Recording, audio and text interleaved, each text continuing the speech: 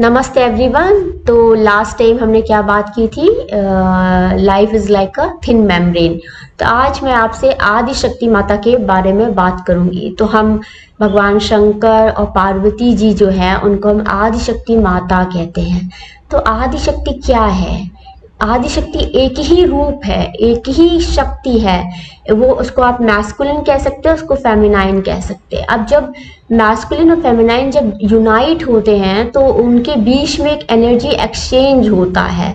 It is not every time कि आप उसको दूसरी बातों से कंसीडर करें। इवन आप एक जनरल भाषा में बात कर सकते हैं, आप कह सकते हैं कि उस एनर्जी के थ्रू जो पुरुष है और जो महिला है वो दोनों के कार्यकलाप जो होते हैं वो संपूर्ण होते हैं। आप सिंपल फिजिकल एक्टिविटी ले लीजिए, जैसे बात करना है, खाना खाना है, ऑफिस जाना है, कोई भी कार्य करना है, तो वो सब एक दूसरे से यूनाइट होता है। तो व्हेन टू पर्सन, जब दो लोग आपस में मिलते हैं तो वहाँ पे एक्सचेंज ऑफ एनर्जी होता है और उस एनर्जी के थ्रू जो है वो आपस में जुड़े होते हैं, आपस में कनेक्टेड होते हैं।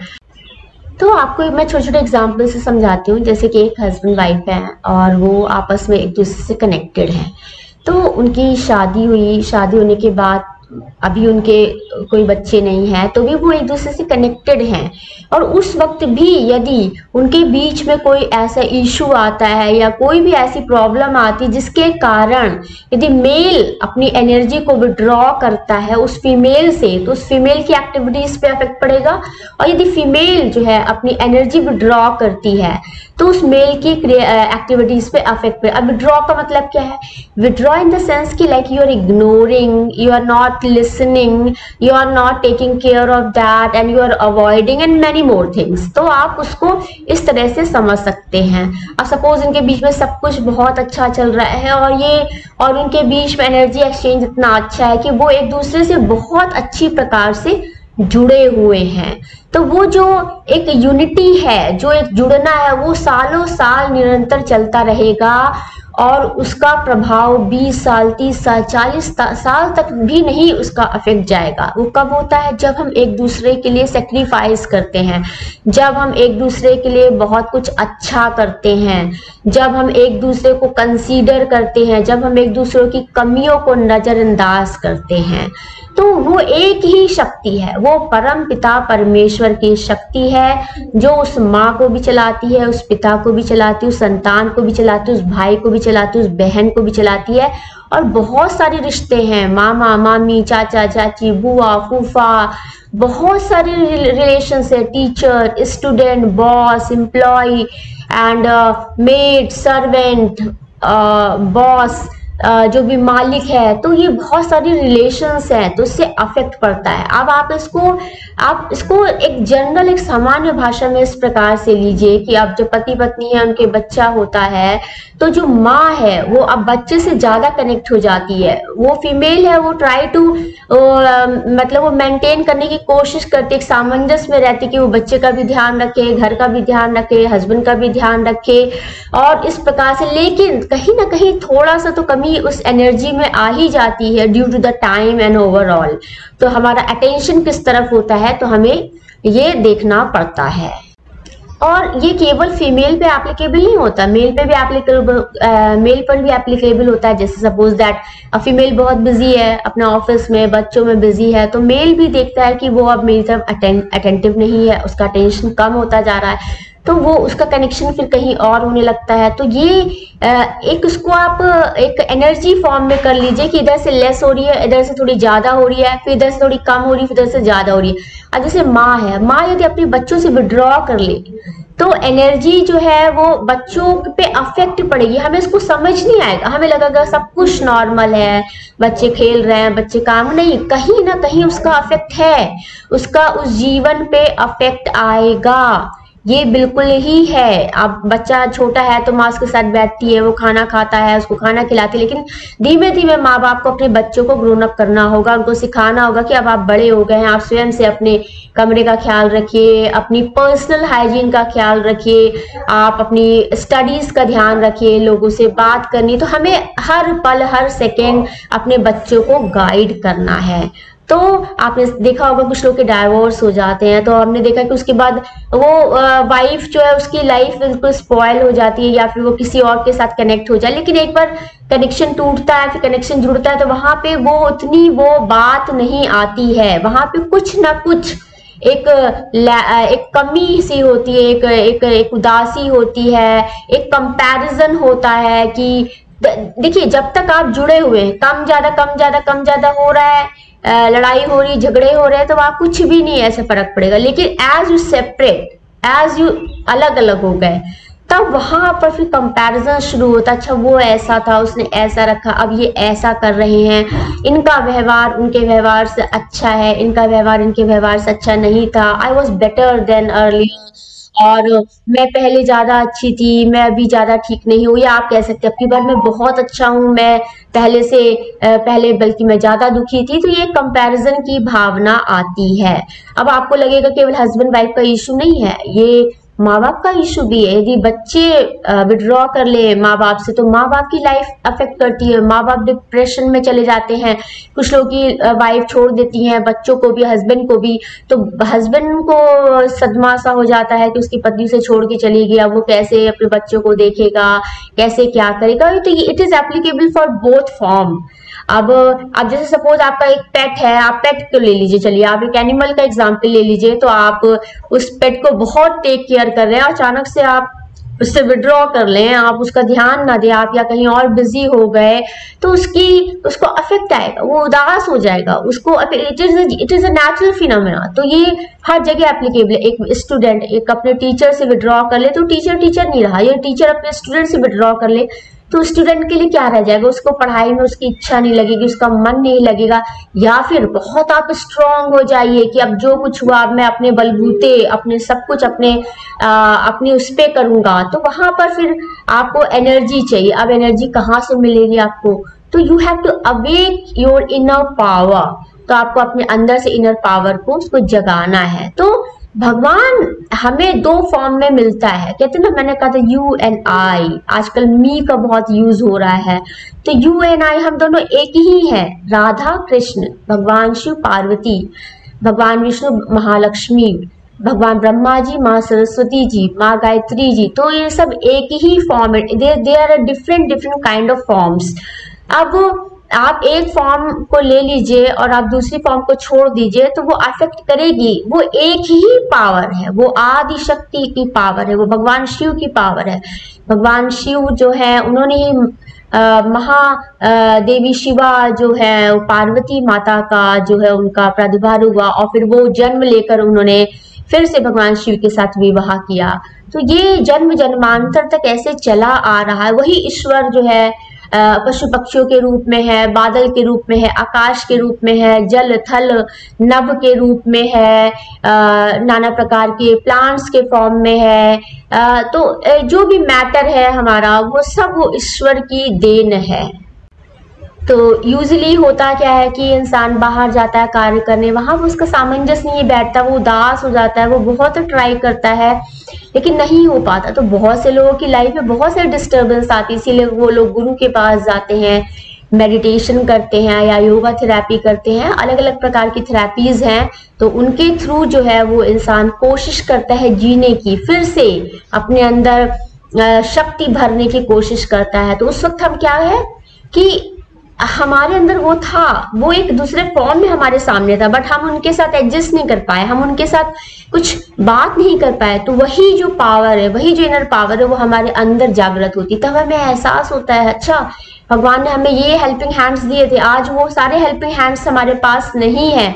तो भगवान ही अनेकों रूप में आके हमारी मदद करता है, लेकिन हम उस मदद को उसको समझ नहीं पाते, उसको जान नहीं। सोचिए किसी की माँ बहुत अच्छी, बहुत केयरिंग है, उस बच्चों का बहुत ख्याल रखती है, तो वो बच्चे भी कितने खुश होते हैं कि my mother is very caring. तो वो बच्चे जीवन पर्यंत अपनी माँ को याद रखते हैं। और वहीं पे बात है केयर की, बात आती है केयर और ट्रस्ट की बात आती है कि कौन किसका कितना ख्याल रखता है। तो कौन किसका कितना ख्याल रखता है, यही आज बहुत जरूरी है। लेकिन आप लगातार किसी का ख्याल रखते रहिए तो वहां पे बच्चे ग्रो भी नहीं कर पाते। तो बच्चों को हमें ख्याल भी रखना है, साथ साथ उनको गाइडेंस भी देनी है, उनको थोड़ा सा ग्रोन अप भी करना है, और उनको पढ़ाना लिखाना भी है और उनको समझाना भी है, उनको लगातार बोलते रहना, उनको लगातार जो है हमें बोलते रहना है, जिससे कि वो कभी ना कभी जब हम बीज बो देते हैं तो एक प्रॉपर एनवायरनमेंट मिलते ही जो वो पौधा जो है वो निकलता है और एक छोटी सी कोपल निकलती है और एक पौधा धीमे धीमे बड़ा होने लगता है। तो अभी वो अंदर था, फिर अंदर से वो बाहर एटमॉस्फेयर में आया, एटमॉस्फेयर में बाहर आने के बाद वो ग्रो करेगा, उसमें पत्तियां निकलेंगी, फल फूल सब निकलेंगे।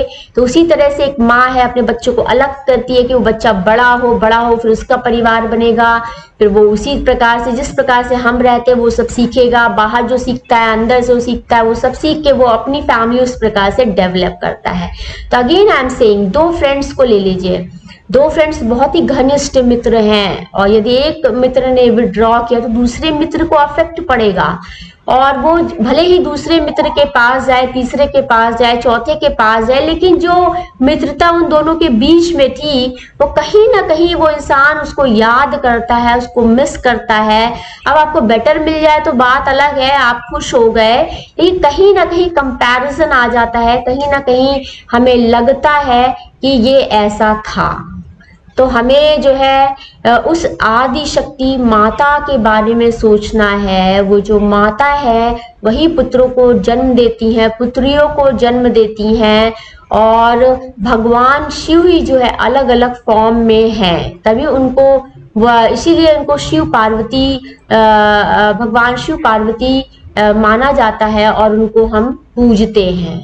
तो यूजली होता है मेडिटेशंस होते हैं, उसमें रिट्रीट कराई जाती है, तो आप एक्सरसाइज करिए। एक्सरसाइज, बेंडिंग, स्ट्रेचिंग जो है आपकी बॉडी की बहुत जरूरत है। जैसे छोटा बच्चा होता है, माँ उसकी मालिश करती है और उसको उसकी बॉडी जो उसको तेल से मालिश करती है, उसको उपटन लगाती है जिससे कि उसकी जो मसल्स हैं वो पूरी अच्छे से ग्रो करें। इस तरह आजकल क्या हम इतना बिजी है, तो आपको डांसिंग क्या है, डांस करना एक बहुत ही अच्छी कला है। आपका बॉडी स्ट्रेच करना चाहिए, आप अपने हाथों को उठाइए, अपने पैरों को स्ट्रेच करिए, अपनी फिंगर्स को मूवमेंट में लाइए। ये पूरा स्केलेटन है और इसको जितना आप स्ट्रेच करेंगे तो उतना ही आपको बेनिफिट मिलेगा, सारे जॉइंट्स में आपको आराम मिलेगा, एक बॉडी में एक नया प्राण आएगा। तो इसीलिए कहते हैं मेडिटेशन से रूल्स होते हैं कि आप एक्सरसाइज करिए। तो ये सब जो है बहुत ही आवश्यक होता है। तो आज देखिए ये फोटो मैंने लगा रखी है, यहाँ पर माँ दुर्गा माता है, उनके कितने सारे हाथ हैं और ब्रह्मा विष्णु में जितने भी देवी देवता थे उन्होंने देवी माँ को अपने शस्त्र अस्त्र दिए कि आप जाइए, दानों का वध करिए और देवताओं को जिताइए। तो क्योंकि माता रानी ऐसी है, मेरी दुर्गा मैया ऐसी है, उनकी मदद करने के लिए सब देवी देवता खड़े थे कि आप दानों का वध करिए।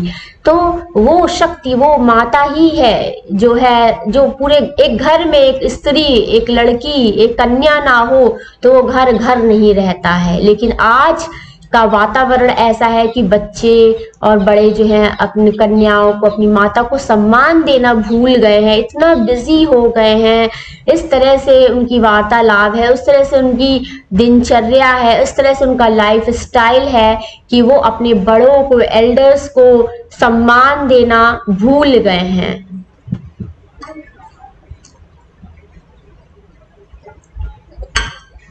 देखिए अभी उनको रियलाइजेशन स्टेट में नहीं होता। जब हम बहुत ही यंग होते हैं तो हमारे अंदर बहुत घमंड होता है कि हम कुछ भी कर लेंगे, लेकिन धीमे धीमे जब आपका शरीर कमजोर होता है, जब आप से कार्य क्षमता आपकी धीमे धीमे कम होने लग जाती है ना, तब वहां पे रियलाइजेशन स्टार्ट होता है कि व्हाट यू डिड, आपने क्या किसके साथ किया। आज आपका शरीर क्षीण हो जाए और आप कुछ भी कार्य ना कर पाए तो फिर आपको लगेगा कि यू नीड हेल्पिंग हैंड्स, तब आपको लगेगा ऐसे। तो लेकिन हमें ये बहुत देर में हमें अंदाजा लगता है, क्योंकि हम कहते हैं ना 60 साल का अनुभव 40 साल वाले को नहीं होता, 40 साल वाले को 20 साल वाले को जो है 40 साल का अनुभव नहीं होता।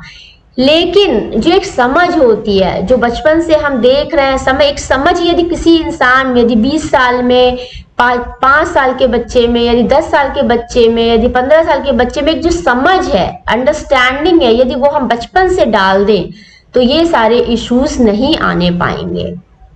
तो हमें इन सब बातों का विशेष ध्यान रखना है और शक्ति एक ही है, वो परम पिता परमेश्वर की शक्ति है।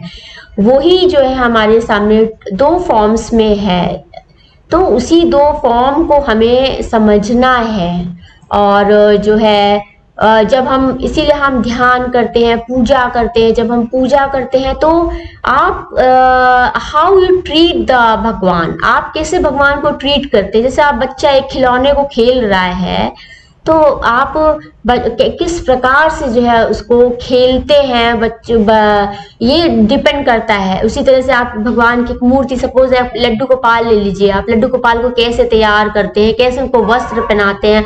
आप जब ये कार्य करें तो उस वक्त आपकी सोच में क्या है, जब आप भगवान को सर्व कर रहे हैं, भोग लगा रहे हैं, पूजा कर रहे हैं, उस वक्त आपके अंदर किस प्रकार के थॉट्स हैं, ये सब आपकी डेस्टिनी, सब आपका फ्यूचर जो है डिफाइन करता है।